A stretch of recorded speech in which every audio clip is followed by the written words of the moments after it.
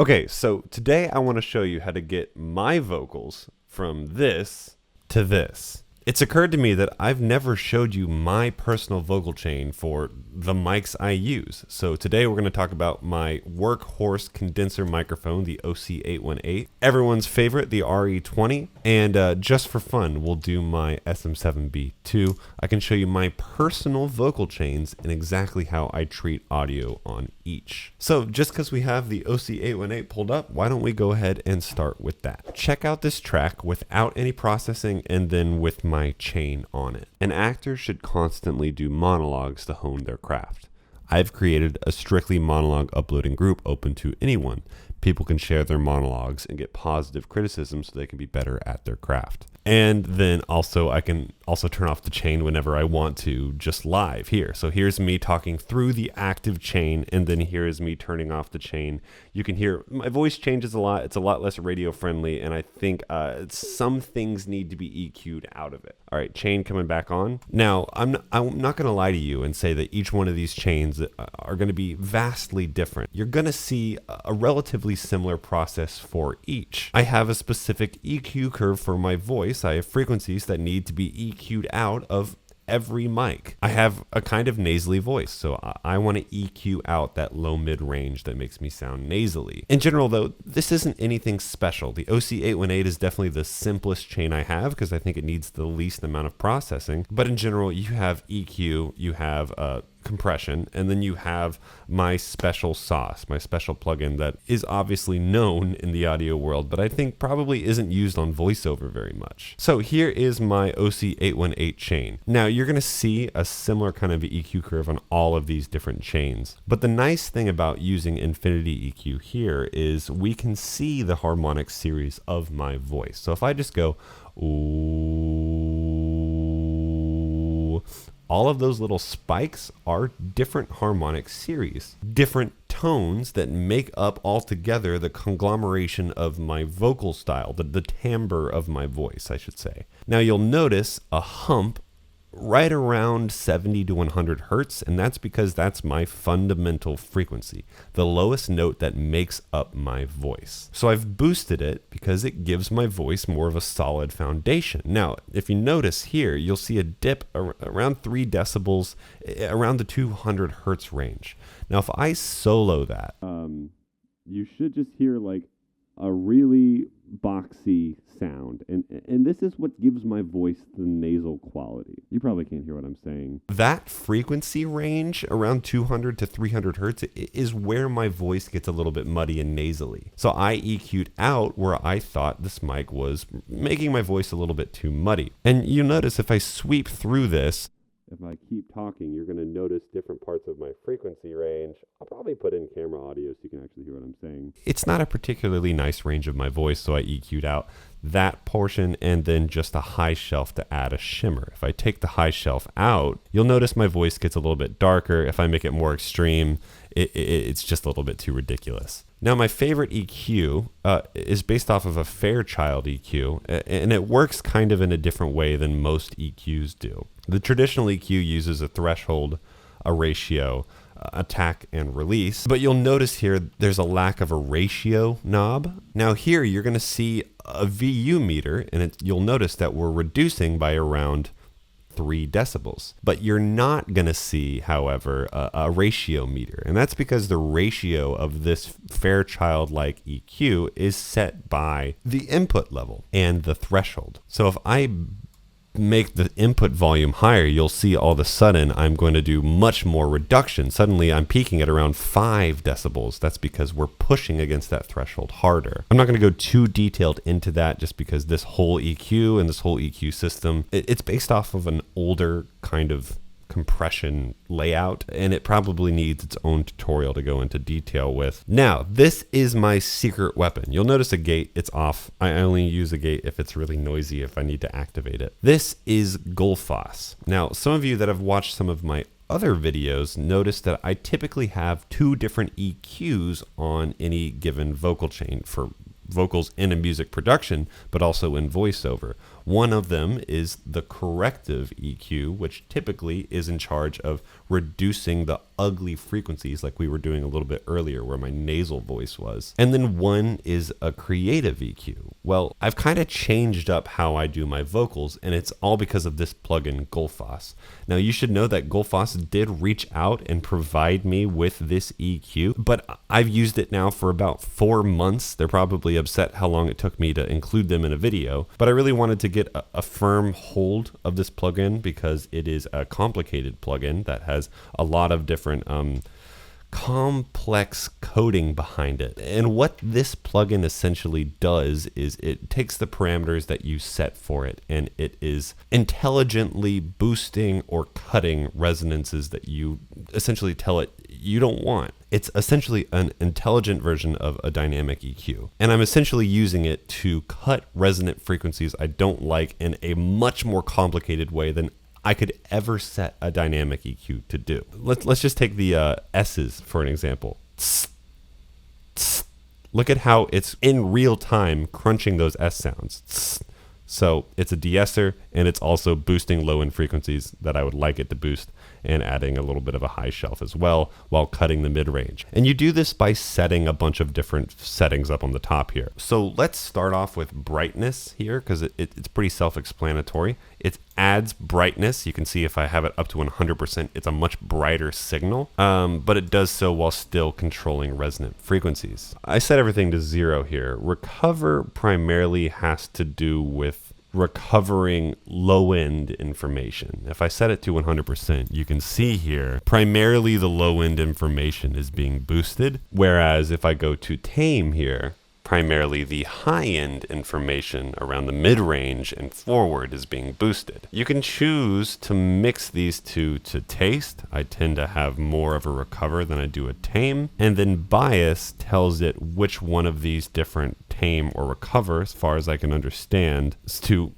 bias. You'll notice if I have bias set to -100%, the mid-range is pretty suppressed, the high end is pretty suppressed. It's biasing the recover or the low end. If I set the bias to 100%, it's biasing more of the mid-range forward and the high end information as well. So with that said, and my settings set back to their original settings, let's go to the RE20.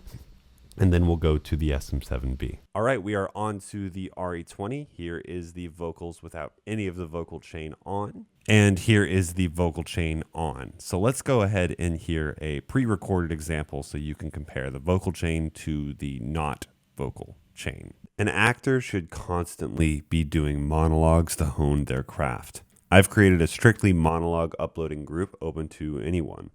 People can share their monologues and get positive criticism so they can be better at their craft. So clearly a big difference there, but you're going to notice some similarities with these plugins. First off, Infinity EQ. Second off, the same compressor we always use. There's the inclusion of a fresh air in this one.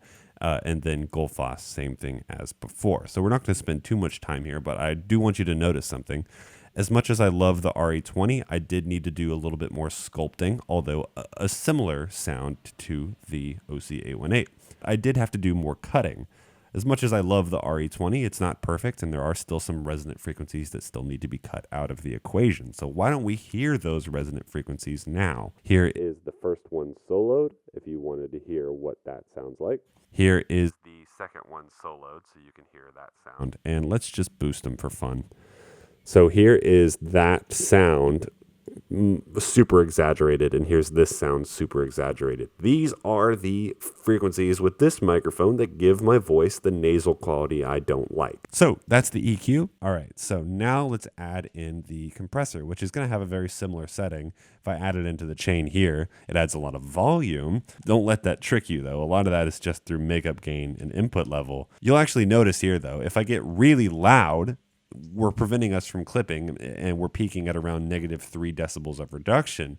But in general, it's a really mild compression. I don't find I need a lot of compression with the RE20. It has a lot of compression-like qualities to the tone already. Just a mild amount of input driven, threshold set at -26 decibels. Just a little bit of makeup gain around 3.4 to make it just a little bit louder, and the attack and release, both at a medium long attack and release. I know I'm flying through the compression part of this, but that's because compression as a concept takes a long time to explain. And if you want to learn more about it, I have multiple videos on how to understand compression that I will link here, or I don't know, one of these two corners, and I'll put it in the description as well. So the thing that differentiates this from the OC818 is the inclusion of the Fresh Air plugin. You'll notice it's not particularly powerful, but it is doing a lot to the tone. So if I speak like this, and then I'm going to add into the Fresh Air now, Fresh Air adds kind of a compressive high end. And Fresh End is exactly that. It is parallel compression, compressing high end information, and then mixing that in with your original sound. It's an incredibly powerful plugin. I would argue sometimes too powerful, because it's a significant difference in the tone. But if we open this up, such a little amount on the high end, and it's still adding a lot. If I were to like really crank this up, this is stupid. This is stupid. Don't do this. I would use Fresh Air sparingly. It's also free, so go ahead and download it. It's an awesome plugin. And last but not least, we have, of course, Gullfoss doing cleanup, this time in a much more tame, I should say. And it's mostly controlling resonances in the mid-range, which, you know, I do need that a little bit with the RE20. You'll notice also here there is a different element to this setting on the Gullfoss that I didn't use on the OC818, and that is limiting the bounds of where these processes are happening. So you'll notice here it's really only starting at 52 hertz and it's ending at 10K. I didn't want the extremes to be as boosted as they sometimes can be. If you see whenever I move this, it does like to add a little bit of that air. So that's the chain. Kind of a similar thing to the OC818. Now, the SM7B chain, entirely different. Uses an entirely different set of plugins. They're all stock. They're all free for Ableton. And there's a lot more going on because, quite frankly, I need more to go on with the SM7B. Let's check it out. All right, we are here with the SM7B. Here is the unprocessed tone,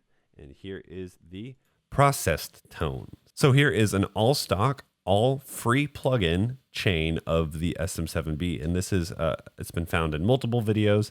It's been found in multiple voiceovers as I've done, multiple ads I've done. This is the tone. So let's check out what's going on here, because we're going to see an entirely different section of chains. And also you'll notice a lot more plugins. First off, something you'll recognize from before with the RE20, a very similar EQ curve. This EQ curve is pretty universal to my voice. I got muddy, nasally resonant frequencies in the low mid range that need to be cut out, boost in the fundamental, high shelf. Pretty self-explanatory there. Now, here I have essentially an analog emulation of a compressor here, but you'll notice it's really not doing much unless I start to peak with my voice, in which case it might reduce by up to like 5 decibels if I do something like that. But otherwise, things are relatively normalized with the SM7B. It's not a very peaky, dynamic microphone in the way that it makes louder and quieter waveforms. It's only when I start to raise my voice a little bit, you'll notice it starts to do its reduction. Now, typically, that's not the only reason why you use a compressor. You also use a compressor to color your signal, to stylize your signal. I chose in this specific chain to use a couple of different processes, primarily through the use of Fresh Air, which you guys already know, and a few different emulation plugins, Harmonic Saturation plugins, I should say. That is specifically emulating a dynamic tube sound, which adds just a little bit of harmonic distortion, and another thing that's, just as it says on the preset, warming up the highs a little bit, doing a little bit of the same specifically for the high end. So here's that tube emulation. It's very subtle, but if I add it in, you might notice just a little bit more of a rounded out transient response, specifically in the low end. And then whenever we warm up the highs, you'll notice just a little bit of a presence boost going into Fresh Air. These two are subtle, and I realize that, but Fresh Air is not. If I turn it on now, you're going to notice essentially all the stylized compression-like sounds that a compressor usually gives, but we're doing it with fresh air because, again, it's a parallel compression plugin. This time, it's a little bit more of an extreme example where I'm boosting the mid-range and also the high-end information as well. Again, don't get too carried away with this plugin. It can easily add a lot of hiss and noise floor, especially to the SM7. So next up, because this is all about free plugins on this chain, I'm not using Gullfoss for kind of cleaning up the mid-range and boosting the low end as I would normally do. I got to use something that is just a traditional dynamic EQ, and that is TDR Nova. A dynamic EQ typically works by mixing the concepts of a compressor with the concepts of an EQ, essentially saying I only want you to do your EQing duties after a specific threshold, which, if you have watched my compression video, essentially states that a compressor is only going to work after the specified threshold of volume. If it has a threshold of, let's say, negative 25 dBFS, the compressor isn't going to act on any frequency below that threshold. As soon as a signal gets louder than negative 25 dB, it'll start to compress by the ratio that you set. I hope that makes sense. Anyways, a similar thing is happening here. We have a threshold, we have a ratio, but it's an EQ. And you'll notice this blue line is the threshold. You can also see it on the level here. If I set this threshold to be more extreme, I'm reducing at that specific part of the EQ by the ratio that we set, which in this case is 2:1, and by any level of volume that exceeds that threshold of, in this case, negative 22.8 decibels. The result is a 9 dB cut, averaging out around that in around the 250, 300 hertz range. Now, that's a little bit extreme, but essentially what we're doing is we're making a really simple manual version of Gullfoss by cutting frequencies that are too loud after our specified this is too loud number. And then we're doing the same thing for number 4. So number 4 is acting as a de-esser. You'll notice when I make a tss sound, it dips down because it's reducing the volume of those frequencies when it gets too loud at the specified threshold of negative 25.9. Complicated stuff, I know. I hope some of that made sense. We can go into detail later if you like. Then finally, we just have a limiter making sure we don't clip and adding the gain that we need to finish out the chain. Okay, well, I hope that was helpful. Like I said before, you can get really intense with this stuff and you can get much more complicated than EQ and compression. And I hope seeing how I treat my own voice has helped you figure out how to treat your own voice. If you'd like, you can work on a project with me by emailing me here at realaudiohaze@gmail.com. And I have an Instagram too, which I need to post more on. See you around.